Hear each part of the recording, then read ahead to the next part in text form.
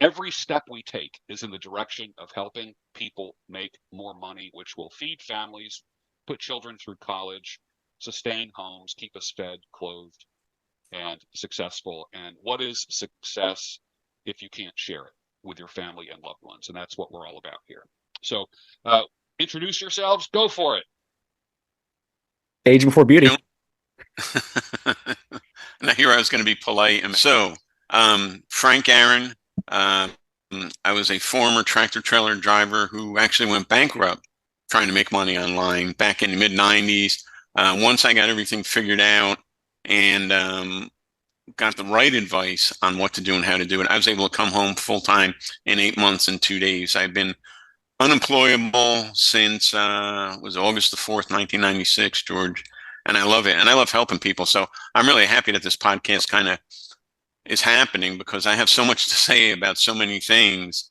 And I enjoy working in the collaboration. I think it's important to get more than one viewpoint, more than one opinion on anything, really, if you're going to take advice, you know. So I think we're like-minded, but we also have three different life experiences and backgrounds. So I'm looking forward to this, hopefully as much as the audience is, you know. Jones, otherwise known as T-Bone Jones. I am a serial entrepreneur in the digital marketing space. I guess my story is kind of that for most of my young and like teenage and young adult life is I didn't really know what direction I wanted to go in. And not to knock traditional educational institutions, but they're not great for entrepreneurs. They're great for many other careers, many other talents, but really not conducive to entrepreneurship. So that's what conversion chemistry is all about, is being that informal guerrilla style education for entrepreneurs to nurture that adventurous side, to allow me to not make an employer rich, but to make those around me rich while making myself wealthy at the same time.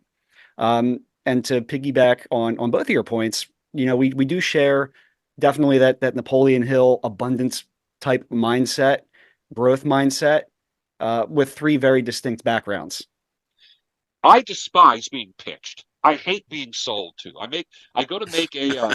reservation, like for a weekend reservation at a Hilton hotel, and I get pitched for a like we'll give you one night free if I can just transfer you over to our timeshare department, and you only have to listen to them for 5 minutes. There's no obligation to buy, but we'll give you a free night at any Hilton, like whatever. And I'm like, I will all pay right. them to not listen to that. Yeah, Pitch. exactly. Versus prospecting. Prospecting is so friggin' hard. It's so hard. Talk about that, Frank. Well, it is and it isn't because it's hard in the beginning, at least for me, George, speaking from my experience.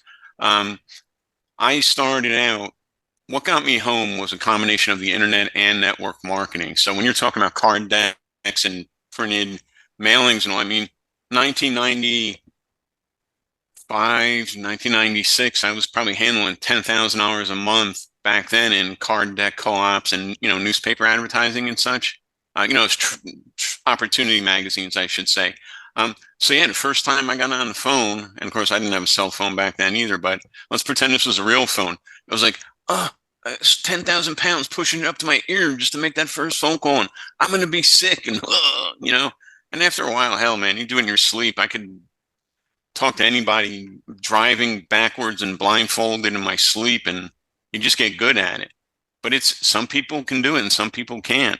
I think how I learned everything I learned in this business of, well, internet marketing and real estate investing, I learned as a kid, a 14-year-old kid delivering newspapers, asking the people where they wanted their paper, what time they wanted it delivered, when was the best time to collect my money on Friday or Saturday, and that type of thing.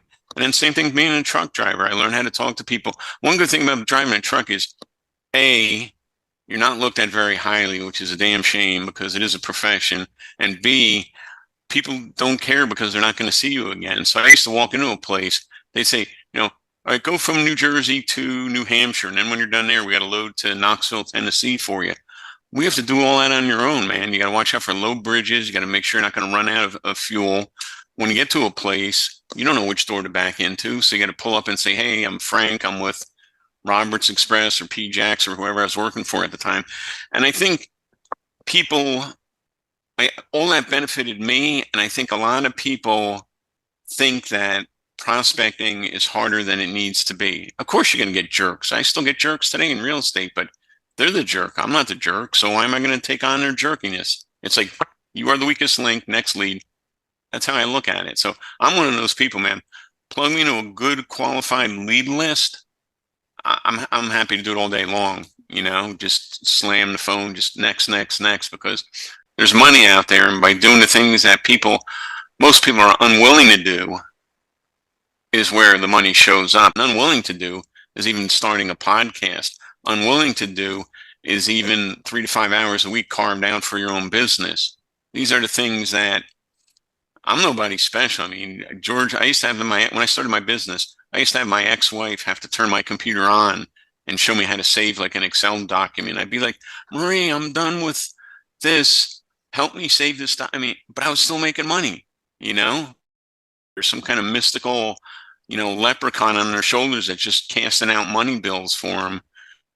But it's not that. You do the work and you plan the work, you work the plan, at least as far as I'm concerned. And everybody I've walked with for any length of time in my business career has been the same way. You show up, you do the work, and it gets easier every time. I think you showed your age with one thing. Frank, there's a generation of young people out there right now who have no idea what a card deck is. Yeah, they're all gone. Well, those are those postcard mailers. Picture a bunch of postcards coming in a saran wrap. Yeah, coming in a saran wrap package, and it'd be all these different opportunities. Sell this, join this MLM, become a distributor for this import-export company, and this and that. And we used to get leads, and the leads would come back, and I'd work them. As a matter of fact, George, I pretty much wound up working most everybody's leads in the co-op because people just couldn't do it. And for the life of me, I don't understand why. Because for me, talking on the phone is as natural as talking in person. It's just something that I got good at. I don't particularly, quite frankly, I'd rather be sitting under a palm tree somewhere with a nice beer in my hand right now. So it's not that I was born to do this, but I learned to love it, and I learned to be proud of my accomplishments. And I don't mean that in a vain way, but it's pretty cool when you go from being a bankrupt truck driver to like #1 distributor or #1 affiliate or #1 recruiter, and people are giving you bonus checks. And I remember doing prepaid legal. We got a free trip to Cancun, Mexico, all expenses paid. They were paying for our minivan. It was like $400 a month towards a car payment. An average person can do that. I'm not necessarily saying network marketing alone, because right now I'm not really involved in anything network marketing, haven't been for a long time. But I'll tell you what, you want to go through a good personal growth program, it's either going to make you or break you, network marketing. Yeah. There's no middle ground. You're either going to take to it and grow, or you're going to be like, this is ridiculous. I can't do this. Nobody wants this. So I like that. Well, and you said my favorite buzzwords: former bankrupt truck driver from New Jersey. So I always wait for that line, and I love it. I love it. And I like how you say that, only because it's in direct contrast to what you are now, which is a successful business guy. Yeah, and you know what? Here's my license, right? My current PA license. I still renew my CDL. I've got Class A, and I've got tankers and doubles. So I can still drive today. Wow. Matter of fact, I've owned 2 antique tractor trailers and 3 antique buses over the past 20 years or so. Wow. When I say antiques, from the 1960s and 70s. Yeah. Yeah, I keep that license because I look at that and I go, you know what, man? Just in case this internet thing never works out, I can go back to driving a truck. Haven't needed that for 26 years. And B, don't get all up in your ass. Be humble and be decent to people. That's, my dad was an appliance repairman. I was a truck driver. I had no skills going into this. I've been blessed. I've had a lot of good people help me. And guys, that's one of the reasons the 3 of us do this for you, is because we've been blessed, and we're just, I think, paying it forward. Right, George? That's exactly why I do it. That's exactly why I do it. And I think what happens is what seems effortless to us is not because we're particularly gifted, but because we were in the trenches, man, and we learned it. I did not get fired out of a cannon knowing how to do what I do.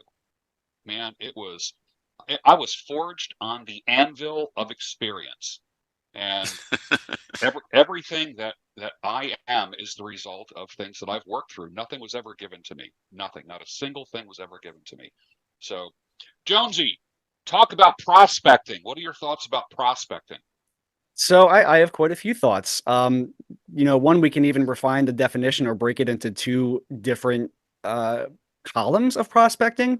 Frank's talking about warm leads a little bit, in which case the prospect is a qualified lead or potentially qualified lead, or the act of prospecting, which is generating those leads to start with, whether it's a completely wide net being cast and trying to create that qualified lead, identifying the potential customer, or like I said, working that lead list that you've now curated.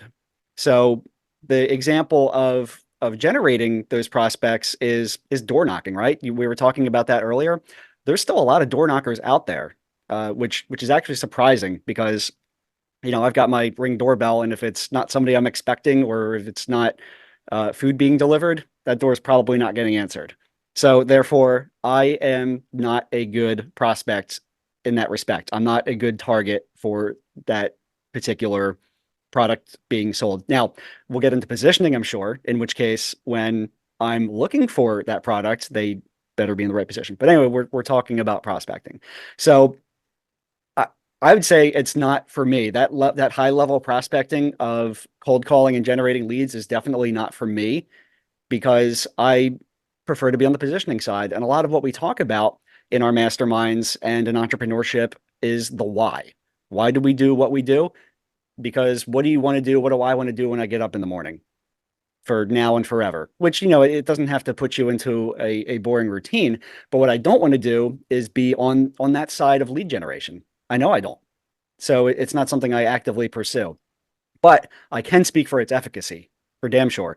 I know people in solar making $200,000 a year by simply door knocking and setting appointments. They're not even closing deals. They're Hey, Jonesy, not to interrupt, I just had a guy come Wednesday, a solar dude, rang the doorbell, and he's doing a neighbor to the right of me, and so after he comes to his house Monday, he's going to come over to our house, and we've looked at it before, solar, so there is still a market for door to door. We also up until a few years ago, we had a door to door guy selling gourmet meats and stuff out of a refrigerated truck. Like oh my God, this meat was so good. Like your chicken, and you're buying it, you're paying more up front, but the serving proportions and the quality and all. So there are still people out there doing it the old school way for sure. Yeah, look, if the meat man's coming to my door with some good quality stuff, that may change my rhetoric on whether or not I'm answering that door. But at that point, I'm now the good target, which is what it all comes back to. You're casting a wide net and trying to create that lead. And another one, like when every time there's a storm, you got the roof people come out and start knocking. They wouldn't do it if it didn't work. But it is an absolute process. There's another P. All these words we use within marketing, product, place, promotion, price, prospecting, positioning. It's all the P's for some reason. But anyway, um, so back to prospecting. It is something that we all have to do at some point or another. Take, for example, networking. Even in the space that I'm in, I don't go out actively selling and trying to get clients. We do it through positioning. However, I do a lot of networking, and I take the approach with the low expectations opportunity, which is going to any particular networking meeting, whether it's educational, whether it's a happy hour, business card exchange, doesn't matter. I'm not there to sell, and I'm definitely not there to be sold to. If the opportunity comes up, great, that's a good side benefit. But my process for that is a quick introduction, 30-second pitch, ask the person I'm talking to do the same, and create an immediate out, which is, oh, great, now who's your ideal client and who can I refer you to? Which is kind of like a way to deflect and say, I'm not the one who wants to be sold to. It's also pretty good if you are being hard pitched to and you want to get out of it, or you are truly not a good fit. That's a great line to use, because at the end of the day, I do like making good connections for somebody whose product or service may be a good fit, and love making those referrals. So um, that particular process is, it's a way to create new opportunities down the road, because now I'm giving them the same opportunity of, here's what I do in the marketing space. Maybe I've already seen what you've got going on and it's great, but maybe if you know somebody who could use my services, let's talk about that. And that's prospecting right there, without cold calling in the sense of any literally picking up the phone, knocking, or sending out mailers. Which, by the way, I want to talk about the generation and technology evolution. All the principles, George, you had talked about with lumpy mail and using the PS and the signatures and stuff like that.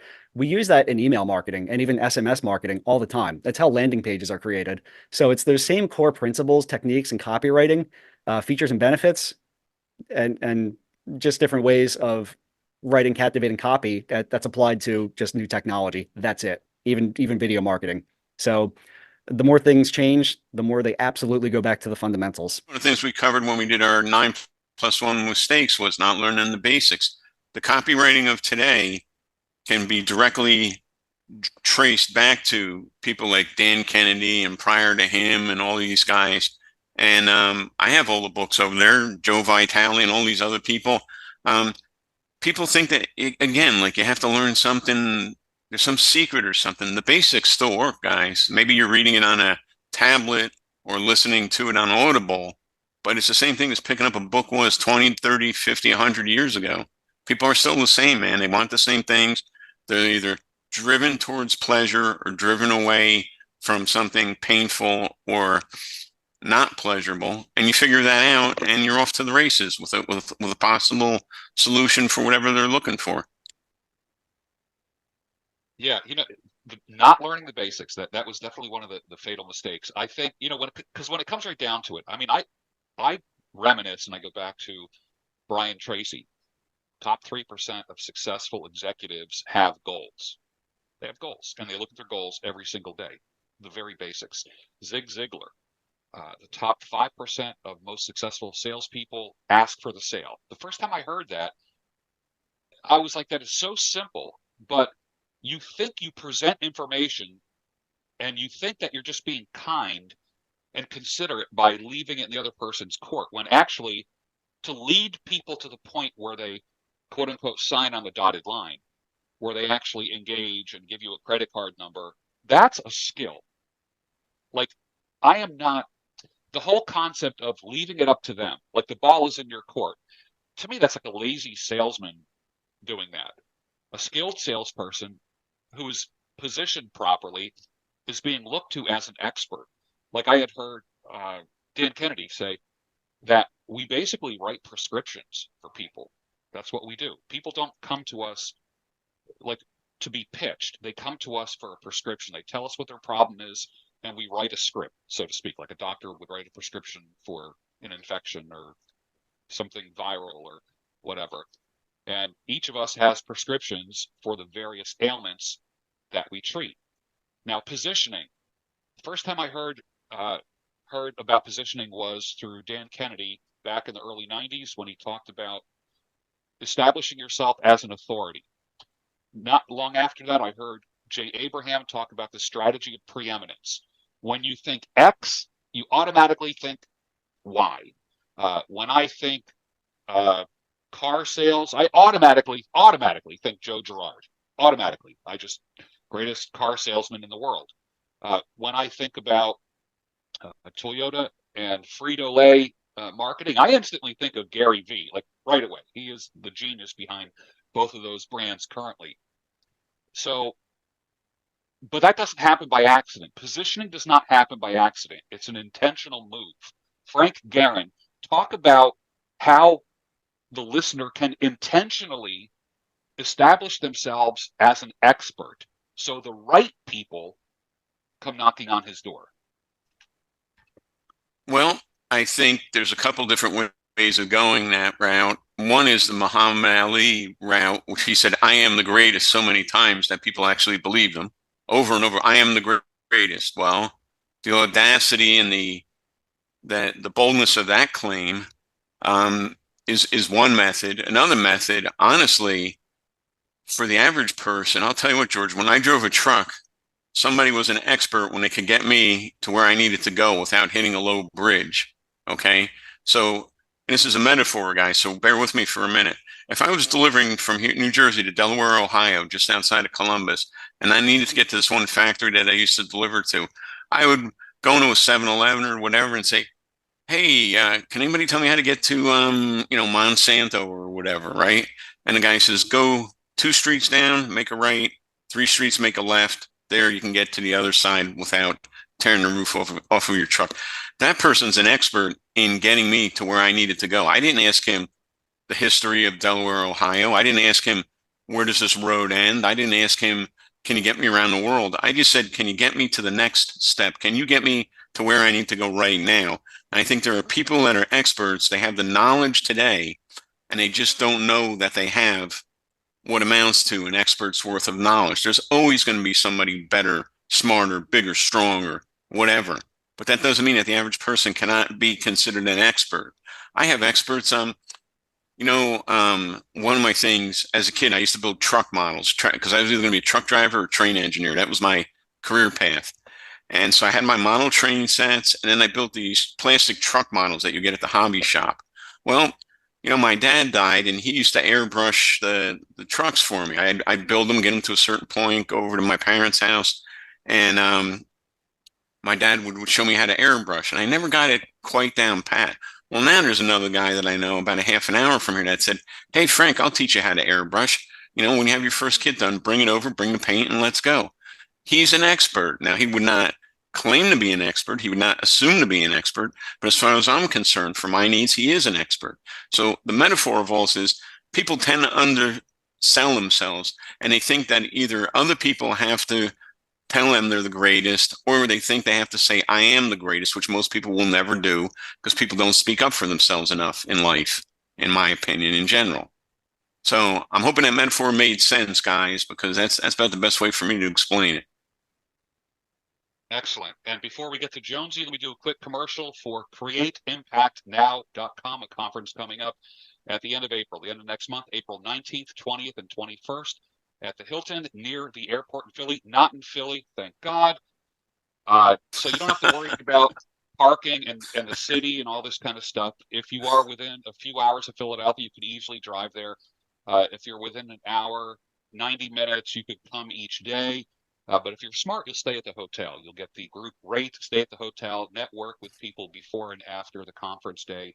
But you'll be able to meet Frank Garrett in person, Jonesy in person, and me in person, and many of our mentors and the people that we work with, people that we respect, people that we've made money with, people that have helped our businesses, and Mr. Ken MacArthur, who is kind of like our lead mentor and a guy that kind of is the reason why we know each other, and he's really the reason why this podcast exists. Otherwise, I would have no reason to do it.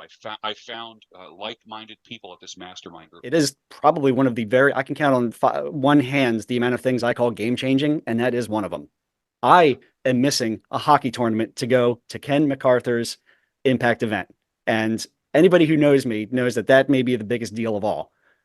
Yeah. It's like a blood sacrifice, dude. I mean, really. Right. Oh, all right. Speaking of hockey. All right, go ahead. No, I was just going to if we're going to keep doing this in my contract, he's either going to have to move that Flyers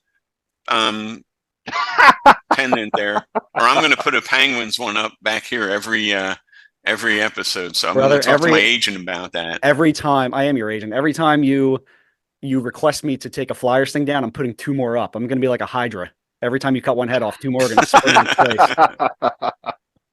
Oh, that's fine. Great. That's great. I'll see you and raise you next show. Yeah. So don't forget, createimpactnow.com for the conference next month. Now, to Jonesy, I know you have limited time, and we'll wrap it up after your answer. Finish your positioning talk.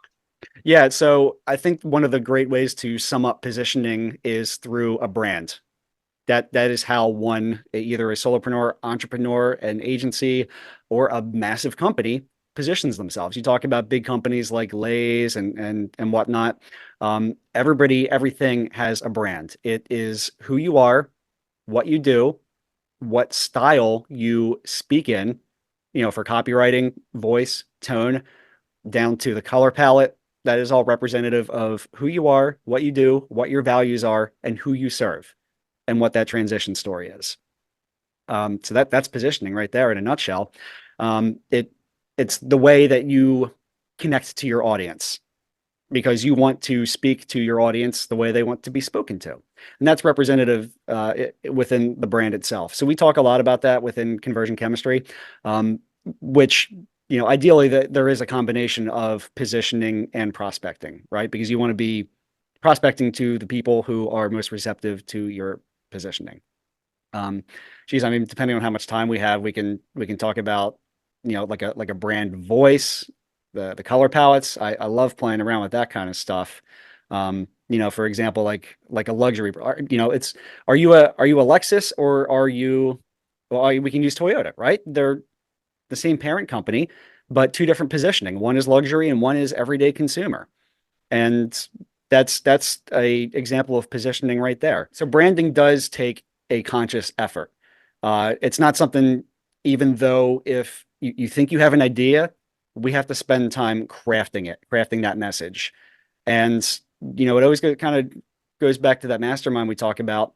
One of the exercises that we use to help somebody identify what their brand is, who may not know what their positioning is when they're starting out, is, first of all, what do you want to do when you wake up? The second one is, what are you known for within your community, your family, your friends, your audience? What are they going to you for on the regular? That could be professionally or could be not. And a lot of times it's not, when someone's making that leap into entrepreneurship or taking that hobby into a business and doing it professionally.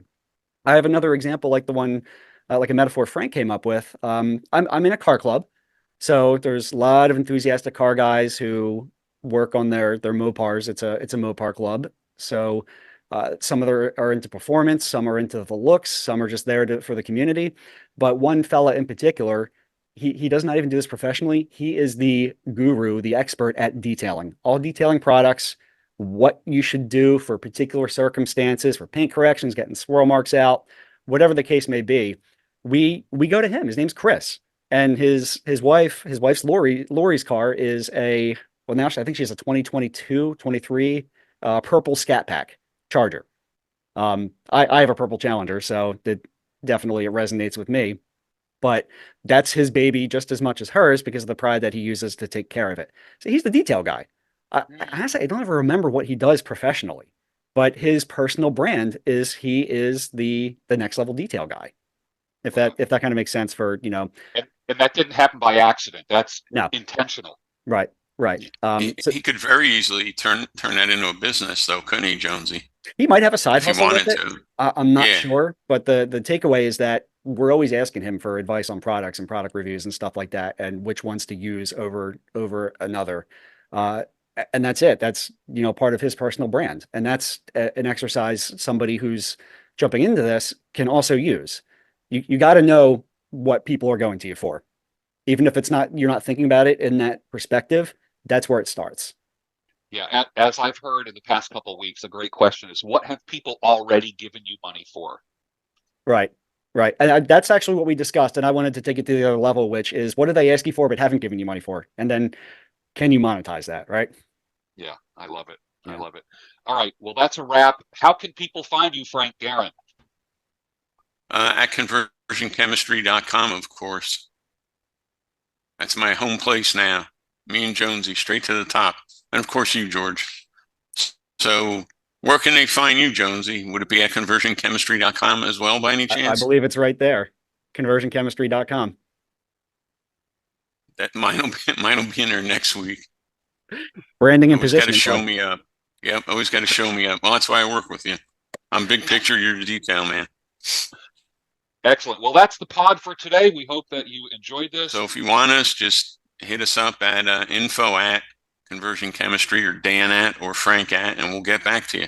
Thank you, my friends, and we'll see you next week. We don't even have a name for this podcast yet, but we'll see you soon. Thanks for watching.